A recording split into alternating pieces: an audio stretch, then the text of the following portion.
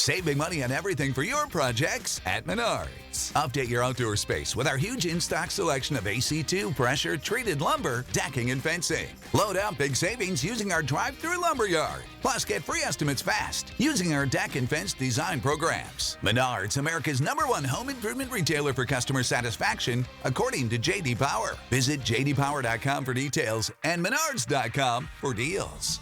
Save big money at Menards. You're listening to the Archaeology Podcast Network. This is the CRMArchaeology Podcast. It's the show where we pull back the veil of cultural resources management, archaeology, and discuss the issues that everyone is concerned about. Welcome to the podcast.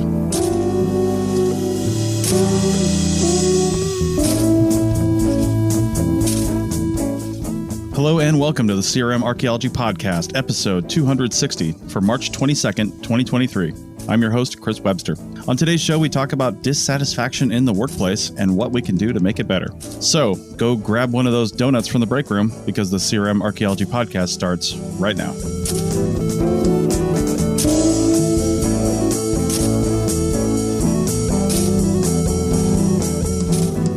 Welcome to the show, everyone. Joining me today is Andrew in Southern California. Hello, everyone. And also Heather in Southern California. Hi, everyone. And Heather, it's your topic today, so what are we talking about? Well, the wonderful, uplifting topic of dissatisfaction in the workplace. Oh, I think the sun just came out. Woohoo! Well, it's rainy. I just thought I'd go with the typical mood of That's right. Rainy, dreary. So we see these articles are popping up all the time. You know, there's one, like I had one right now. It just happened to pop up. I guess it was listening to or watching me type this or getting prepared for this because it just popped. Job unhappiness is at a staggering all-time high, according to Gallup. So, like, you're seeing these pop up all the time, which actually kind of, I think sometimes is a self-fulfilling prophecy. You know, we're being told that we're dissatisfied, so we should be dissatisfied. Yeah. They read the article and go, I am dissatisfied. You're right. Or maybe, I don't feel it, but maybe there's something I'm not in tune with. But I actually do think there's a lot there. I mean, I do think there's a lot of people who are unhappy in the workplace. I think it's really complex. I don't think that there's one answer. And I don't think that there's one category of people that are dissatisfied. Like everything else in the last 2 years, everything's very complex in why people are reacting the way they are. And, you know, I think some of it is just this concept. I call it like the snow day effect. Mm-hmm. So you got a snow day, right? And it was awesome. Like you found out, well, I don't have to work, and you got a snow, and then the next day you have to go back to school. Or maybe you got 3 days of snow day and now you have to go back to school. And now school really stinks. Like school wasn't bad, but now it's really bad. I mean, it wasn't something that it wasn't that bad, but now it's really not enjoyable because you had these 3 days of snow days where you didn't have to do anything. And I know that's really simplifying the situation, but I do think that's part of the issue in the dissatisfaction because people went a long time without really having to work. Although I never had that, unfortunately. I never stopped working. In fact, our work for us, it just got much more intense, but and I think that might be part of it. But I think another aspect is that it's like the issue and the solution are working against each other to actually make this mountain out of a molehill in some respects. Do I think there's issues in the workplace? Absolutely. Definitely do. But I think that a few things that I want to talk about is what is it that people are dissatisfied with in the workplace? We see it on the boards all the time. And then I think that this concept of dissatisfaction has increased this. I'm seeing the popularity of these little niche industries like culture advisors, professional coaches, development platforms, scheduling platforms, management trainings. And actually, I think, number one, it's creating a lot of stress. Number two, we've got some companies that are actually kind of getting manic with their response to how to create a better culture. And then they're trying to create it with a formula. And when you're dealing with people's feelings formulas don't really work. Right. And personally, these companies I'm talking about like these little niche industries. Companies are spending hundreds of thousands of dollars on trying to create this perfect culture. And we've talked about this before, but they're trying to create this perfect culture, yet, and some of the wages are going up, but you're spending all this money on this and you're not increasing just with inflation, you're spending money on all these extras where you could just be giving your workers more money. Yeah. And some people say, well, the numbers say, the statistics say that yes, obviously, people making more money is important, but how satisfied they are in the workplace and how they feel, I don't know, how much they appreciate the culture in the workplace is as important as how much they make. And so companies are reacting to that by, having all these other programs, which not all are created equal. A lot of them do not work. In fact, they make the situation worse. So that's what I wanted to I first wanted to get your guys' idea on all of this and whether or not you're seeing it. I mean, yeah, I absolutely see this kind of stuff. And I have to say all this stuff, just all of it all drives me crazy. I think it is just the most idiotic waste of time crap. I mean, it's like the movie Office Space. It's just it's that insane where it's just like, come on, it's just a cliche wrapped in another cliche. Well, hold on a second here. Let me interrupt. Please send emails to Andrew at. No, I'm just kidding. Exactly. No, but it's like I think of my grandparents' generation. It's like my grandfather was a very, very young man during the Depression. And he worked his entire life in the railroad. I don't know if he was interviewed about his job dissatisfaction level. You know what I mean? And I understand we don't want to be taken advantage of, if you're not making enough money. I understand that certain things about your job get you down. Certain things about my grandfather's job working on the railroad for like 40 years, I think got him down. But you have to deal with it. You have to have a little spine. You make your own satisfaction. You're not just some passive person.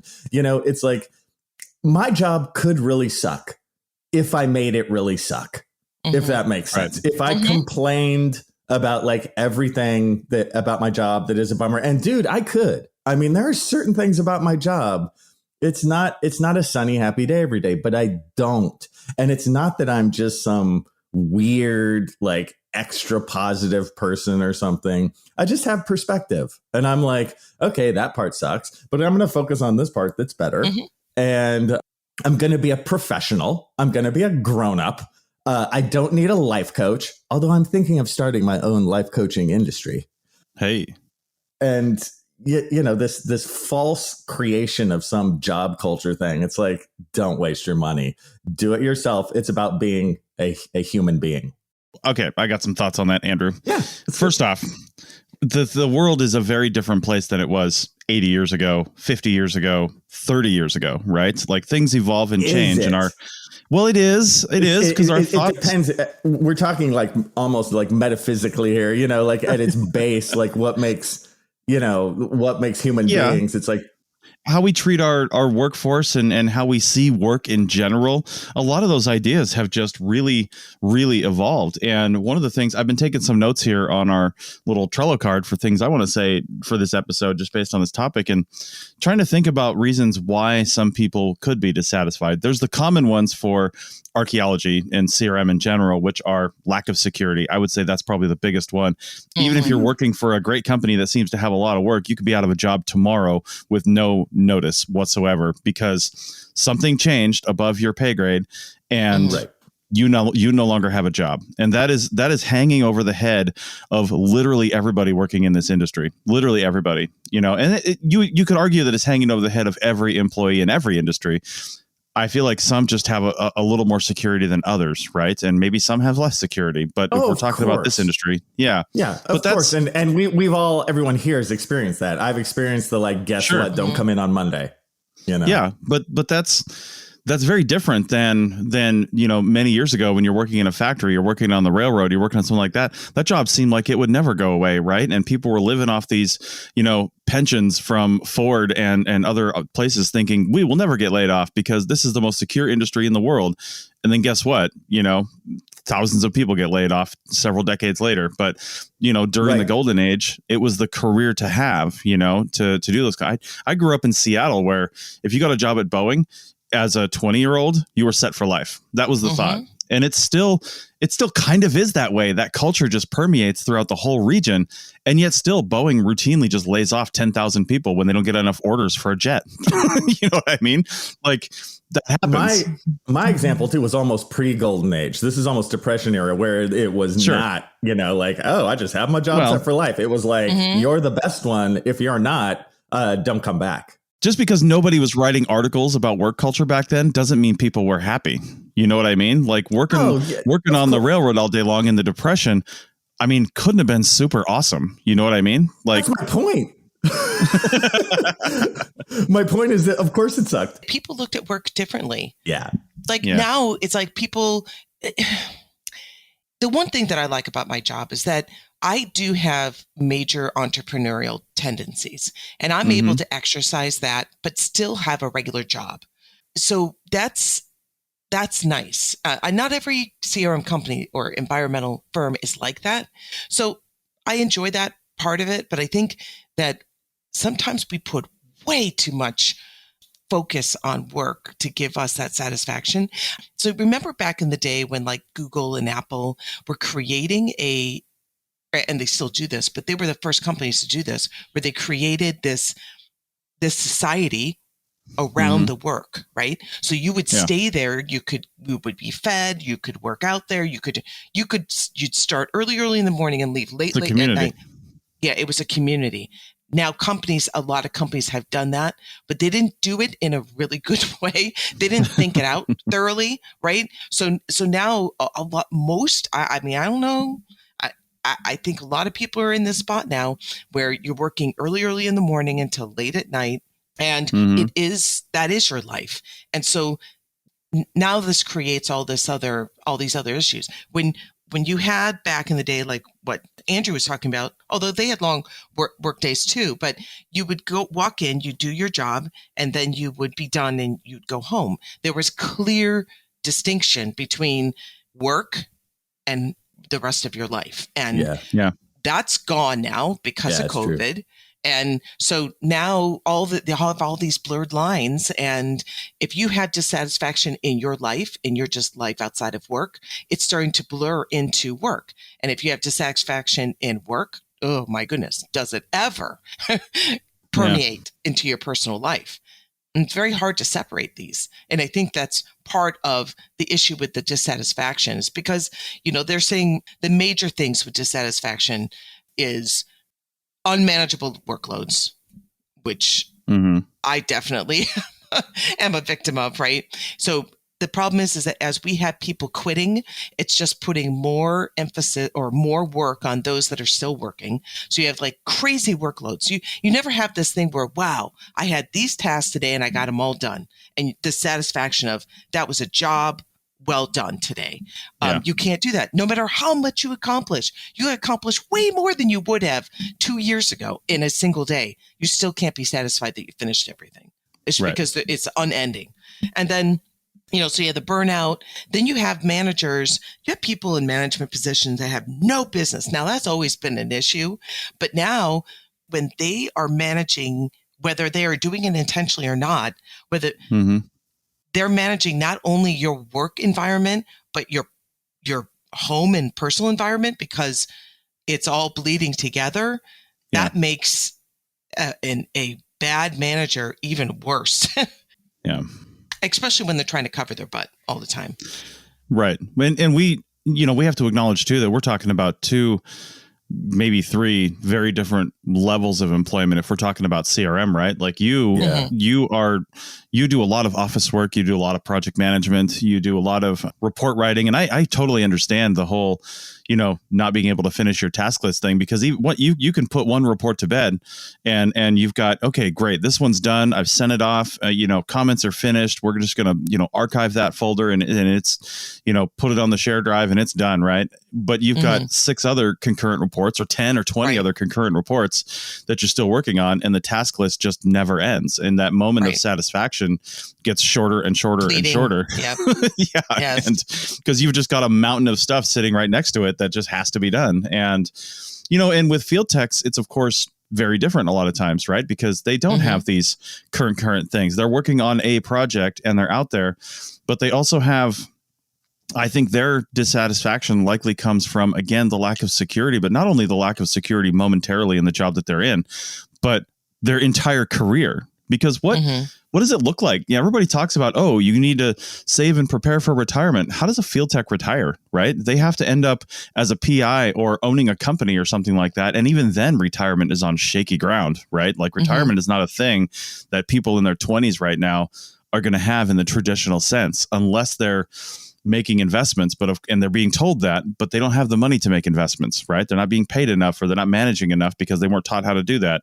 And it's just incredibly, incredibly stressful. So what does that lead to? Well, it leads to thinking about your side hustle. What are you going to do to bring in extra money? And then sometimes that's a passion. Sometimes it's Uber, who knows? But it's like, whatever that is, starts taking precedence over your work in your mind, as I would rather be doing this thing than doing this means to an end over here, where we all started in archaeology as a passion. I mean, you don't get into this field without really wanting to do it. It's a passion field to start with, but then when you get into it for the money, I'm exactly. I mean, you are, and the paintball wars. I know that. Yeah. So just so you know. Yeah. Just, but Andrew, that's where you're a little different too, right? Because you said that, sometimes you are dissatisfied. Sometimes things don't go right, but you don't dwell on it. But you are in one of those positions. And I know we've heard Bill talk about this. We have heard you talk about this. There's always the other side of the coin. I've always looked at being a professor as, elbow patches and corduroy jackets and walking through ivy covered buildings. The class, right? Yeah. And that whole, I'm just going to walk in, say a bunch of things and then walk out and then have, students write, I love you on their eyelids, right? That's all that I see professorship as, right? Wait a second. Wait. That doesn't happen for everyone. That's just me. I know. Okay. But then there's the reality behind being a professor, and there's all the extra work and the stuff that you don't see, but still there's a romantic side of it that's like, I'm a college professor, and that's your long-term vision. Yeah. And field techs just don't have that. See, that's, I think I'm guessing when we come back, I have a couple things I think I could say about that. Like how to deal to make it a little bit less dissatisfying. All right. That sounds like a good break point. We'll be back in a minute. What's the easiest choice you can make? Window instead of middle seat? Picking a vendor who sends a great gift basket? Outsourcing business tasks you hate? What about selling with Shopify?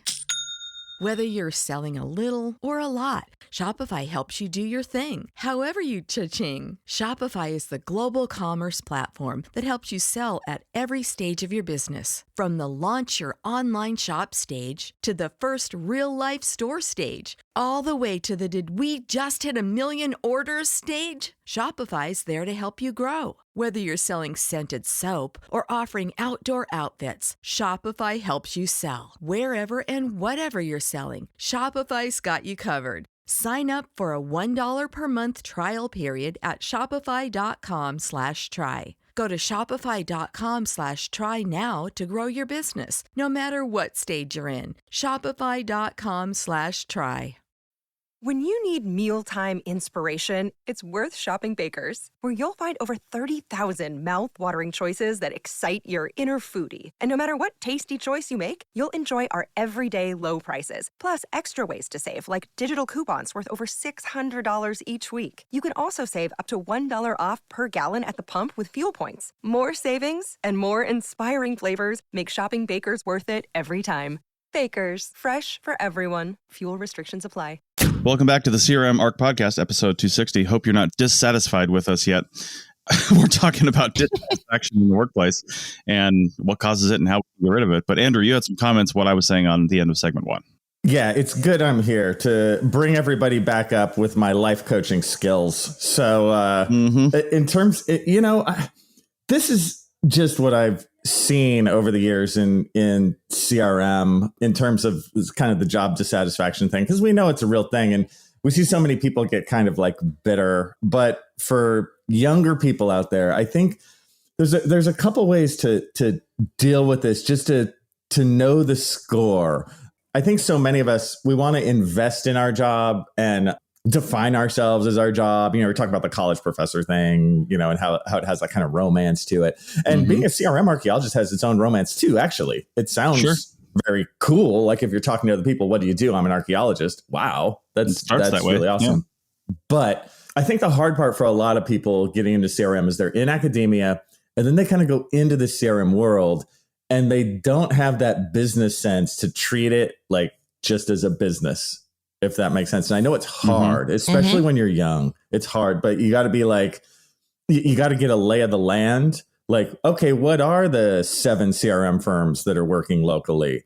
Which ones are the good ones? Which ones are the bad ones? Which ones are a good fit for me? If it's not going well, have enough knowledge about other local CRM firms to reach out to another one, quit the first one, and then like move to the better one. And it's just, when you quit, they'll try and give you grief. And you're just like, hey, man, just business. And they'll hire you back when they need you. You know what I mean? They always do. The other thing I notice is, especially with young people, they don't come in thinking about the structure of CRM, how you can start in the field versus in the office. What are the like levels of CRM? They just have a vague outlook of like, oh, I just want to be in archaeology. So even if you just something as simple as knowing those levels, know what it takes to move up in CRM.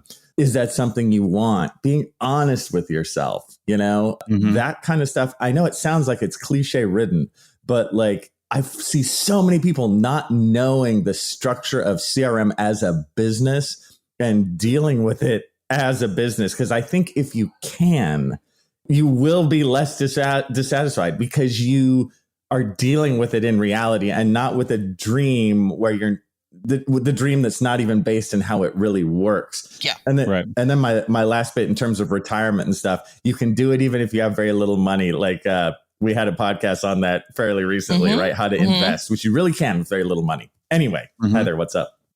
Yeah, just along this line of thinking is that you have to have goals. You have to. Yep.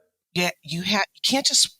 And I see a lot of this where people are they're just jumping into the workplace and expecting the employer or somebody else to lay out this, you're going to do this, and then you're going to do this, and then you're going to do this. Now, in your day-to-day function and the tasks that you have to do, yes.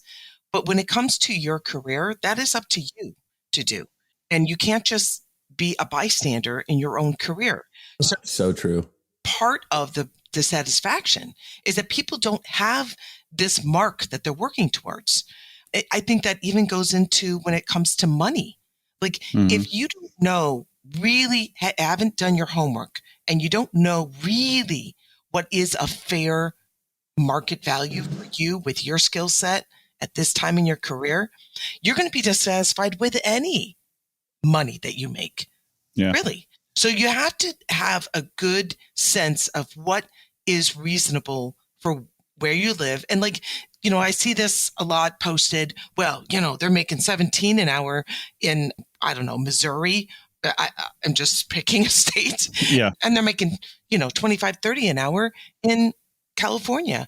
Well, I would actually venture to say that 17 an hour in Missouri probably goes further than 30 an hour in California. Probably true. And, there's so many aspects to what you make an hour in this industry. Now, I'm not saying 17 an hour is okay, but what I'm saying is you have to look and really do your homework.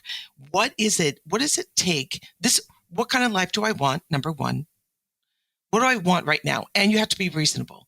You are 22 years old. You just finished your college experience. You have a degree and you have no skills. I have news for you. You have no skills. You have no practical skills. I shouldn't say none, but you do have a limited practical skills because you haven't exercised this knowledge that you have gained, that's what the workforce, that's what entry-level jobs are for. It's for you to get a practical sense of what you just learned in school. So now look at that and say, okay, I want to have this life be reasonable. What is that going to take? What number is that going to take? And then you aim at that number. If people did this so more methodically, I think they would be much more satisfied because it'd be like, okay, I made that mark. Great. Now what's my next goal? But a lot of people don't do that. They just want to sit back and let the company do it for them and then complain for the sake of complaining. Yeah, I love that word methodically. Like that's what it is. You know, you can't be passive. You have to have a method to your future. You know, that is the perfect term, methodically. I think a part of this, though, is also something I didn't actually realize until I started working more full time in another field that's not even archaeology related. To me, it's less about like what number am I shooting for in this field, but it's more about what kind of lifestyle do I want to live. And you can't just say I want to live in a $25 million mansion, right? Because that's not realistic. but like, I know, damn it. I know, but that's not to say that shouldn't be one of those far off goals, right? I mean, that could be a goal, but it can't be the first step in your goal, right? That has to be step 100 because you could get there through various means, but realistically, what do I want right now for my lifestyle? And, you know, for me, I mean, to be honest with you, you know, archaeology simply wasn't cutting it. And there was a lot of opportunities that I had and a lot of different things I could do. I could have easily, you know, worked for somebody else and, you know, probably been a project manager and been doing these things. But I'm like, well, do I want to be working 60 hours a week and still kind of making this amount of money, maybe a little bit more? Like, is that worth it for my lifestyle? To me, that wasn't, right. And I wanted something else that would allow me to work from home, you know, full time, work from anywhere because my home is mobile and just, you know, be able to do whatever I want to do and whenever I want to do it, take time off when I want to take time off. I don't like asking people for time off. I really don't. I never have. That's why I've been an entrepreneur and a business owner my whole life pretty much. And I want to control those things, but that's what makes me happy. You know what I mean? So if security and going into a job and seeing your coworkers every day makes you happy, then that's what you have to find, as long as you can do it and pay your bills and maybe there's some upward mobility. But then some people don't even want that. They just want something that's nice and secure and consistent, you know, and that's what makes them happy. So I think finding that out for your own self is the first thing you've got to do. Otherwise, you're always going to be dissatisfied with whatever you're doing because it doesn't make you happy. And, you know, along those lines, one of the notes I wrote was entrepreneurship. I feel like in the United States, especially, we have this kind of feeling that in order to really be successful, you have to start your own job. You have to start your own business. You have to do your own thing. You have to be your own boss. We hear that all the time. And it's just, first off, not true. I mean, it could be, but it's really hard. So you have to be willing to go through that journey to create your own things, because there's a lot of stress and a lot of hardship on the way there, unless you invent something that everybody wants, which is, you know, that's a 1 in a million. But it's really difficult to go off on your own and do that. And it might not be what you thought it was going to be, but it could be, you know, it very well could be. But I feel like a lot of people might be thinking about that, especially if a little bit of dissatisfaction creeps into their workplace, whatever they're doing. And they've got this great idea or this thing that they're kind of doing and maybe have done a little bit of in the past. And they keep thinking, well, if I could just devote a little more time to this, then I could make it really take off. You know, I don't know how many times I've had that thought. You know what I mean? If I could just focus a little more on this thing, like the Archaeology Podcast Network, I could say no to everything else. And you know what? The fact is, it's true, but it's really hard to get there. It's really hard to do that. Yep. Yeah. It's very tough. And, you know, Chris, I mean, that was just a lot of philosophy for a Sunday morning. You know, that was tough on me. But I think that's as religious as I get.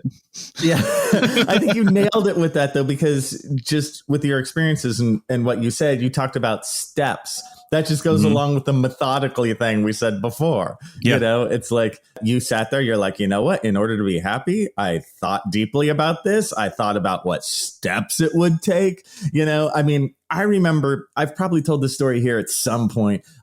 my big deal, like 20 years ago, 25 years ago, was to be a teaching assistant. Like that was my freaking dream, right? I was like, if I could only be a teaching assistant, that is the coolest thing ever. And when I finally was, like, it was such a feeling of accomplishment. And it's about those kinds of steps for yourself, of noting those steps and then making the step and then getting to the next one, right?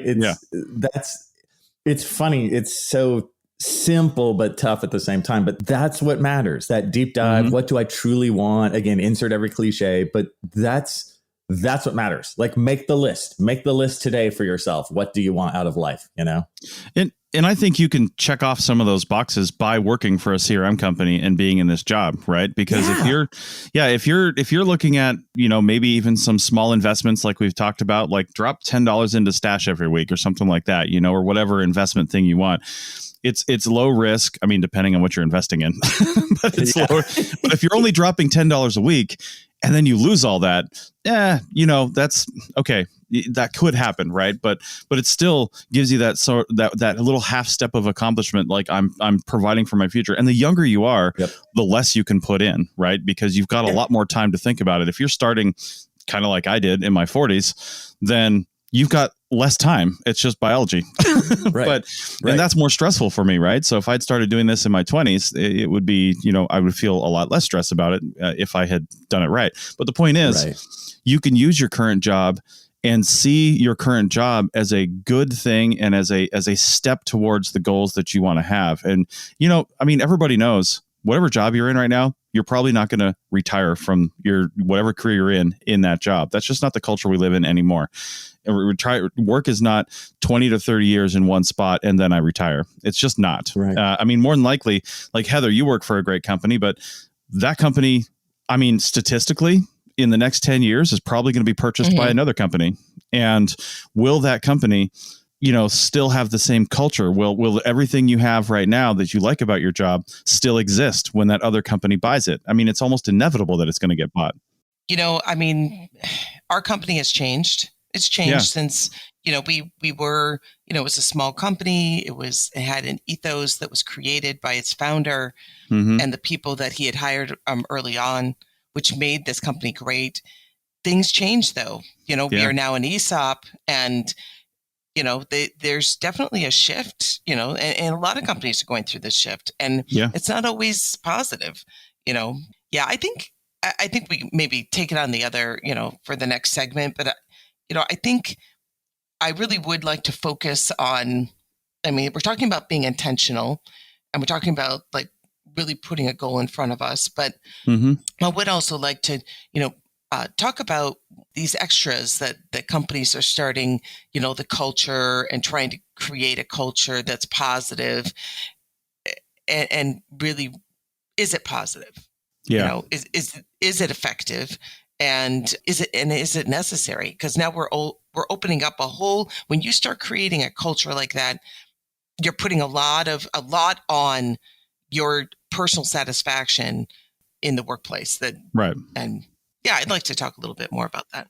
Yeah, in segment 3, let's definitely talk about that work culture that they try to fix from the top down, and then also that sense of community. But in the last couple of minutes of this segment, I want to talk about real quick one of those things, because Heather, before we started recording, you were mentioning some of the articles coming down talking about, how do we fix, all these algorithmic solutions to try to fix culture in the workplace and dissatisfaction and stuff like that.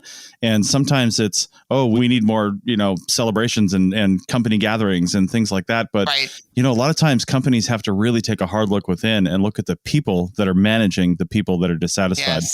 And maybe the people that are managing those people, right? It could just be, you've got one shitty person in a position that is just either not equipped with the tools to manage effectively or just sucks at managing to begin with. Maybe they just don't have the attitude for it. That's the problem, is that these companies are trying to, because, a lot of times people become managers because they've been in the company for a long time. Yeah. They have committed themselves. Yeah. They've committed themselves as, I don't know. Like they've said, we've bought into this company and we're gonna toe the company line.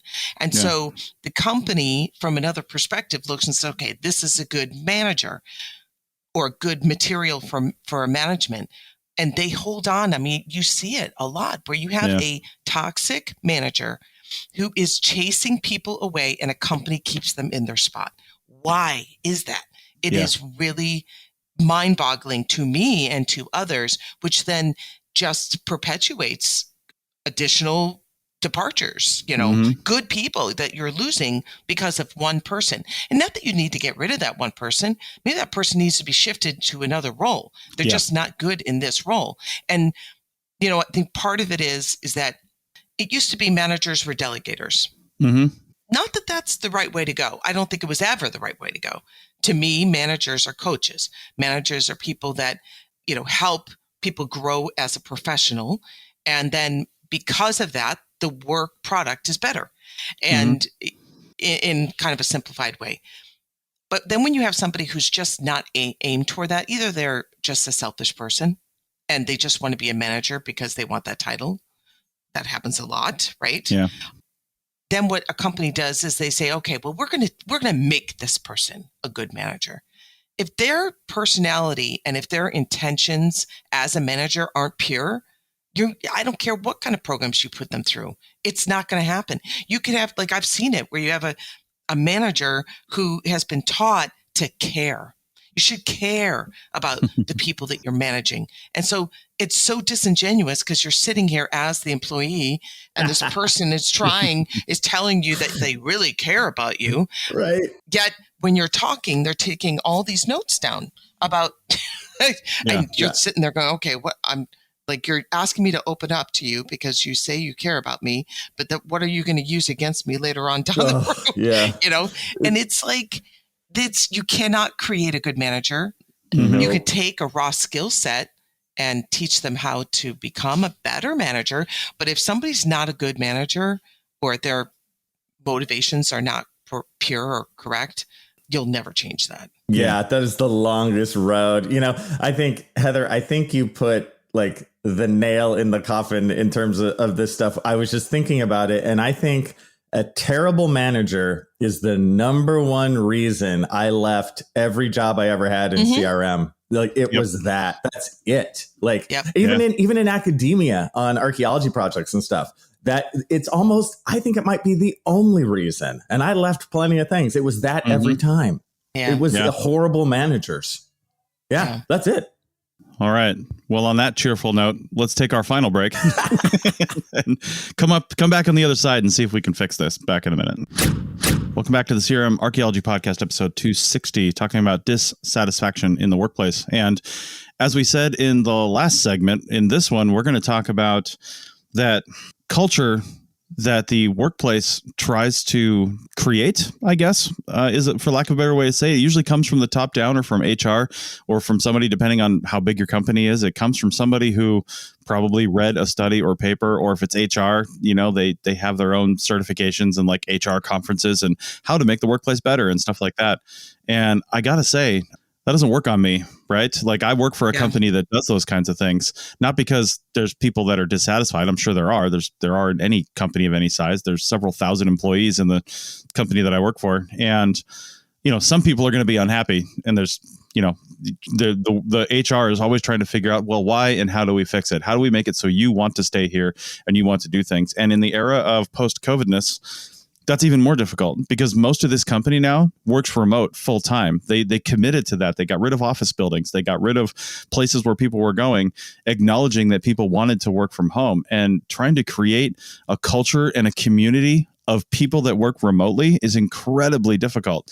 So they're always doing these things. And like the company that I really kind of work for, the one that was purchased by the parent company, they're in Australia.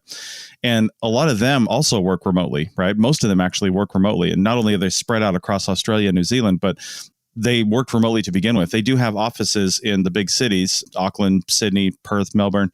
But those offices are like WeWork offices, and they have a certain number of spaces, and you sign up to say, I want to go into the office today, or maybe certain teams will meet like once a week or once every other week. And they'll just come together physically in the same space just because they can get more done in that period of time. But it's periodic and not very often. But the thing is, they're always doing these, like, they used to have pub nights where they would go do trivia as teams, at a bar or something like that. You didn't have to go, but if you wanted to go, you went with your coworkers who quickly became friends. And they're still doing that, but they're doing it virtually now. You grab a few drinks, you can have your family around if you want and help you out. You join these teams and they do trivia over Teams or Zoom, something like that, basically. And they're still trying to do those sorts of things. And they do other little things that they try to keep people happy for. Like, it's required that you take a day off on your birthday. If your birthday falls on a weekend, you take a Monday or a Friday. That's interesting. Yeah. It's one of your vacation days that you just get. It's your birthday. And they try to do all these things, and some of it works and some of it doesn't. And then the parent company that's here in North America, they do some of the more traditional corporate things. I much prefer the way the Australians handle the company, but the North American side, they're doing, you always see these little emails come out about, here's how to make yourself happier, and literally happier and more satisfied. I've seen emails with that title, not just with work, but like in life in general. And it's like, where are you getting this? Like the HR playbook? Like where is this actually coming disingenuous from? I know. I was just going to say, so genuine. Oh my gosh. And one of the things I've always wanted from a workplace is friends. I don't even want like employees and coworkers. I want people that I'm willing to like call up outside of work and say, hey, I'm going to go on a hike this weekend. You want to go with me, and do things like that. And I tried to create that while maintaining that sort of managerial separation when I've had big, crews of my own on work sites where, my company was running the project. And, we always did crew dinner. That's one of the things I always did. We did crew dinner once during the 10-day, usually the day before the end of the 10-day session. And, I took everybody out to dinner and we just had a good time. We just had a good time. There was no talk about work. There was no anything else. And it was just, let's all go out to dinner. Company's covering it and get whatever you want. It doesn't even matter. And that's just one of the little things. And I never tried to do anything that was disingenuous, but like, I love playing Monopoly. I don't know why people hate that game or love that game. I love that game. And so I love that game too, actually. I know we had Monopoly nights loves. all the time. Yeah. I've got pictures on my photo roll that come up every once in a while on my phone of me and people that were working for me playing Monopoly at the end of a workday, in the evening, and, having some drinks, having some beers, some wine, whatever, and playing Monopoly and having a great time doing it. And it was just really fun. And that's the kind of thing that I want to have in my workplace with my coworkers. I want them to be friends. And man, setting that up and getting people to that point is so hard when there's so much work to do and you don't have time to do that. Because sometimes it can be seen as, well, we're going to do this thing as a work group in the evening. We're going to all go out and, I don't know, go to a bar, go bowling, do something as a group, as like a team building thing. But all people see that as is, well, shit, now if I don't go, I'm the asshole. But if I do go, that's just more time away from my personal time or my family and what I really want to do. And it's seen as disingenuous. So I don't know. Heather, you're more in that corporate atmosphere. How do you guys deal with that? Well, I would say how tough. I deal with it is different than I don't agree with everything the company I work for is doing right now. Yeah. But I know that they're trying. Yeah. But I think the thing is you cannot force culture. And I don't think they realize, like I've said this a lot. I've said it even on this podcast, but I say it a lot at work. I'm like, I don't think people realize that this culture thing is a potential for gaslighting. When you are pushing a culture and you're saying, we have this culture, we're amazing, yay, yay, rah, rah, whatever your company is. And you are constantly saying, isn't this an amazing company? We're this, we're that, we're this, we're that. And then you have people that are like, wait a minute, I'm not experiencing that. I don't experience that at all. In fact, I feel completely the opposite because that's not what the company's trying to communicate. Then you feel like, just like you feel like the asshole because you're the one who doesn't want to go to dinner or you're the one who's not feeling the culture right now. And, the more that a company tries to create a culture, the less genuine it is. You have to let it happen organically. You really do. And you can set up opportunities for the culture to happen, but you cannot say, okay, this is our culture and we are going to be this, this, and this. You can say that is our goal, but you can't come out and say, it's just like, I don't know, I want to be the best singer in the world, right? You see this with whatever, you see these crazy people that go try out for America's Got Talent or whatever. Oh, yeah. And they come in and they're like, I am the best singer. And this concept that if I believe it, it will be. That's not the way it works. Like, you can have a goal in front of you and say, I want this, but you're still off tune. You're still a terrible singer.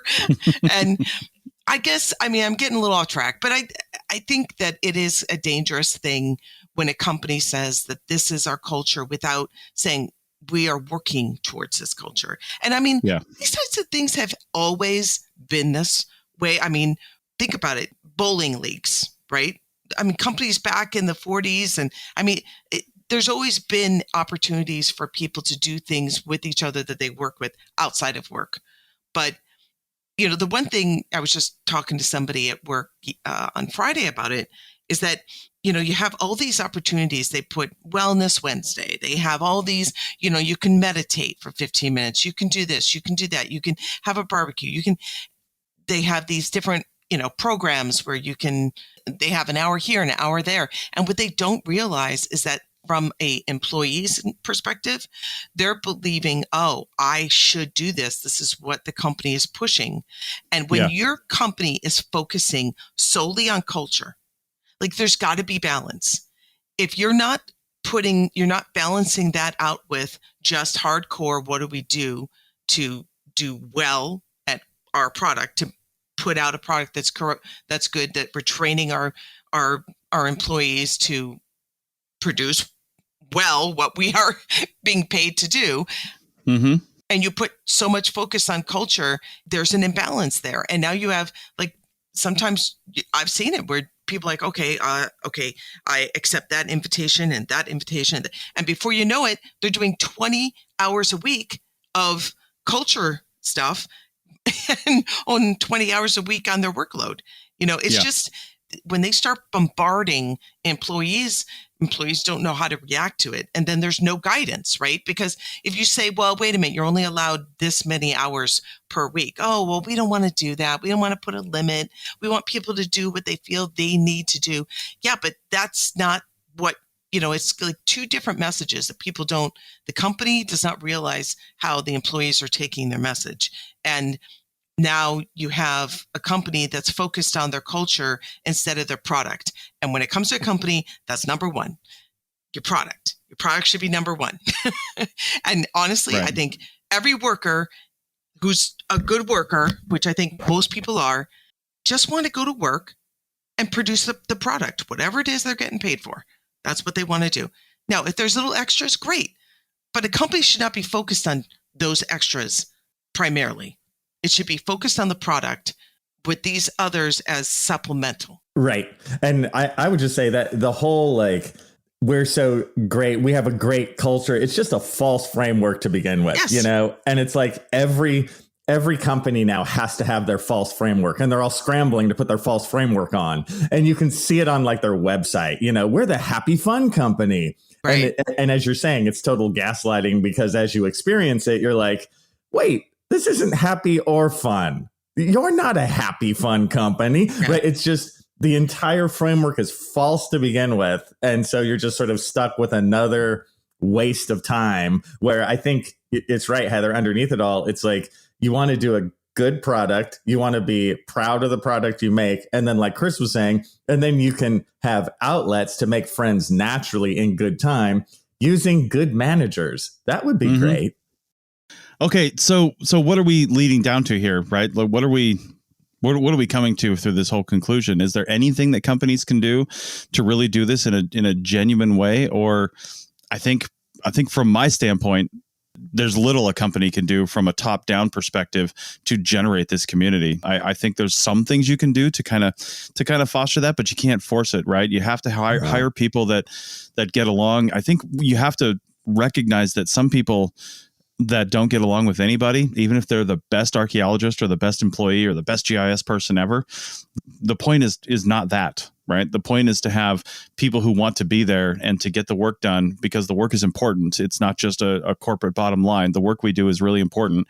And to make that part of it and to understand it, I mean, you just got to have people that work well together. And if that person that is not, if there's somebody that's not causing that, then they need to go. Flat out, they just need to go or be restructured into a position where they're not interacting with those people if you want to keep them around for whatever reason.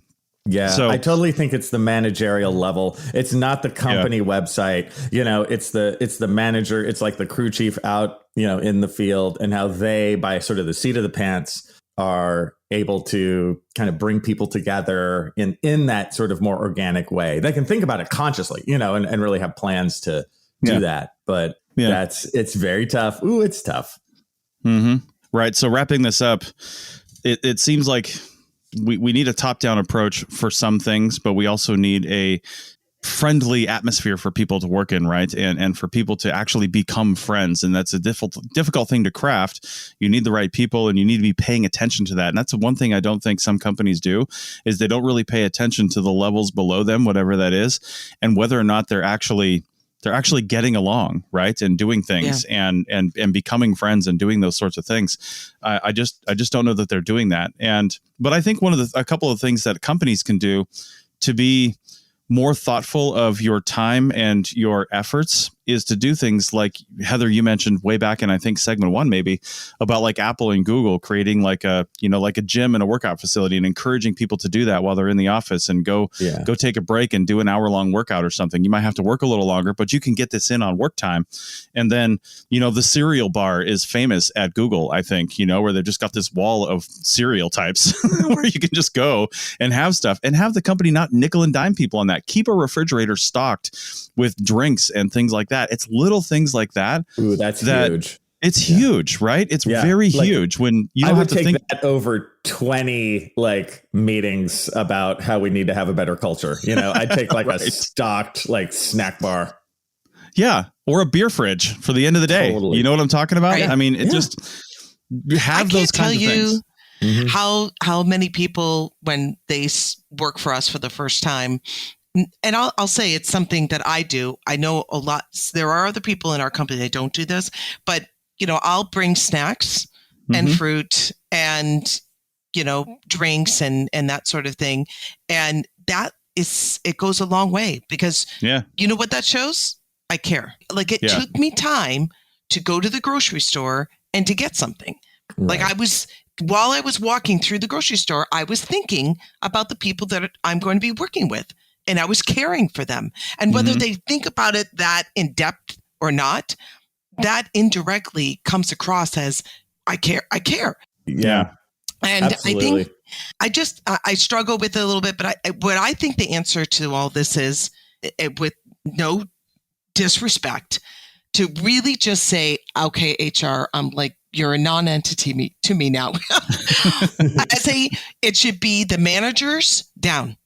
Yeah. The manager, focus on that. I'm not going to look to HR or to the upper management to be creating something, because the further away you get from the workers, the people that really make it happen, the further away you get from them, the less people understand each other. Yeah. So it should be, the focus has got to be on, if I were to tell anybody on a higher, the executive level in any company, I would say, pick your managers carefully, really pick them carefully.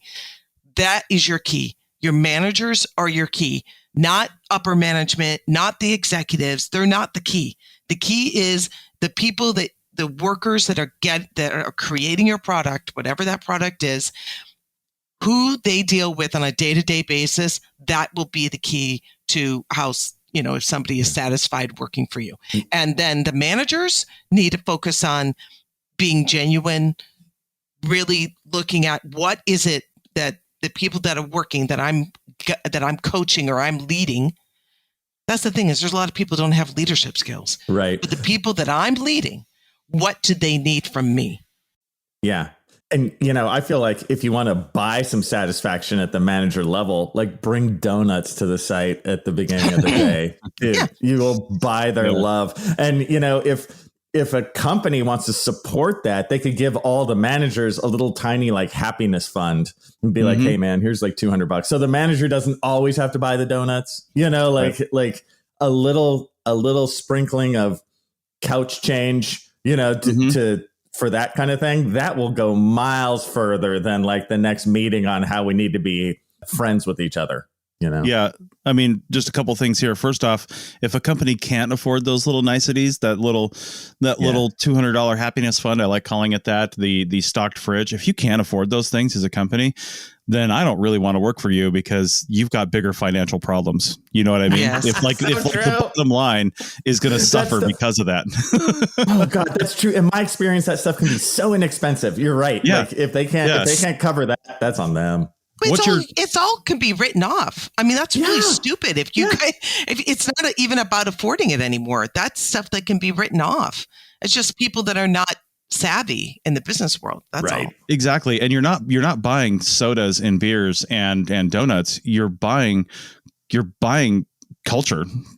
You're buying something way more valuable, right? And that leads me to commenting on you, Heather.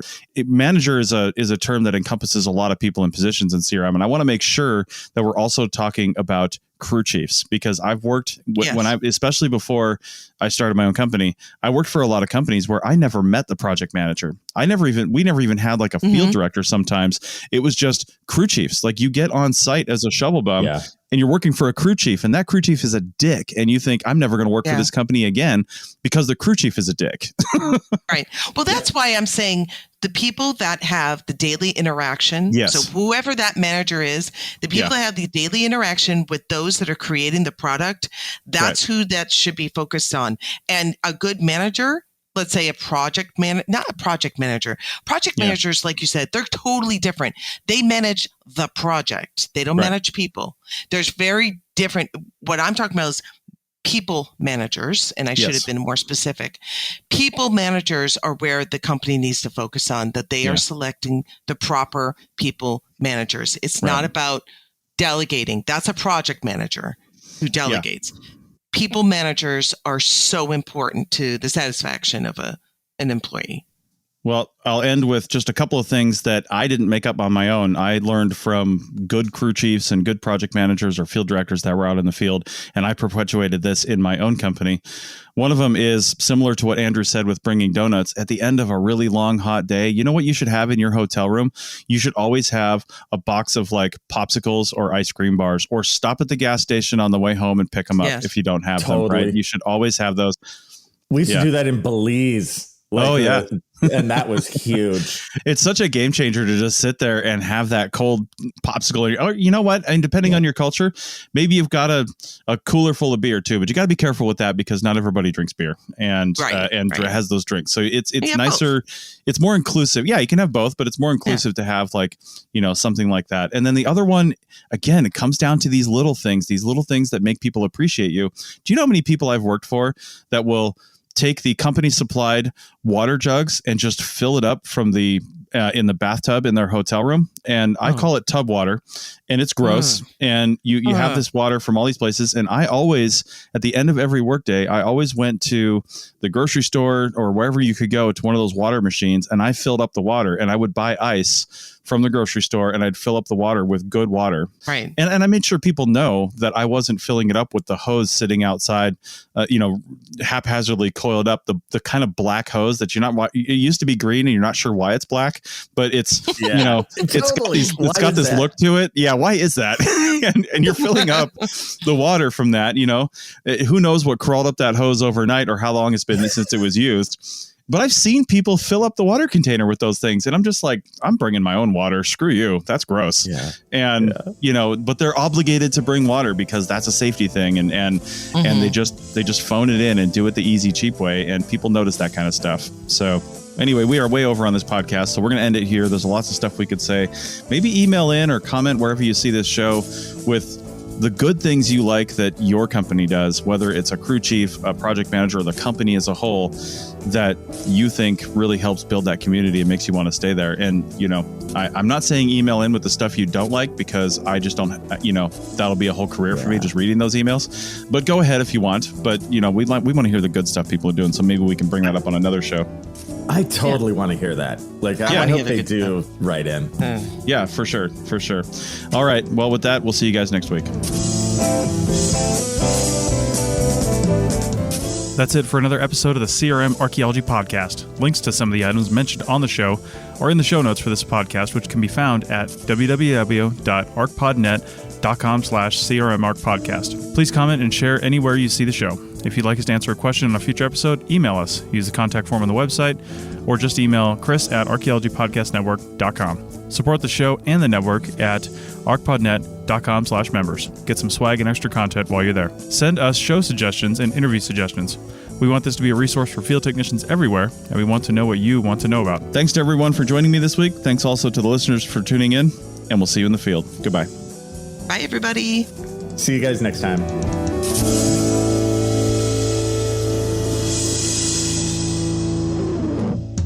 This episode was produced by Chris Webster from his RV traveling the United States, Tristan Boyle in Scotland, DigTech LLC, Cultural Media, and the Archaeology Podcast Network, and was edited by Chris Webster. This has been a presentation of the Archaeology Podcast Network. Visit us on the web for show notes and other podcasts at www.archpodnet.com. Contact us at chris@archaeologypodcastnetwork.com. I never got to talk about my job dissatisfaction with the Archaeological Podcast Network. Oh, well, that's why I ended the show strategically. Exactly. So.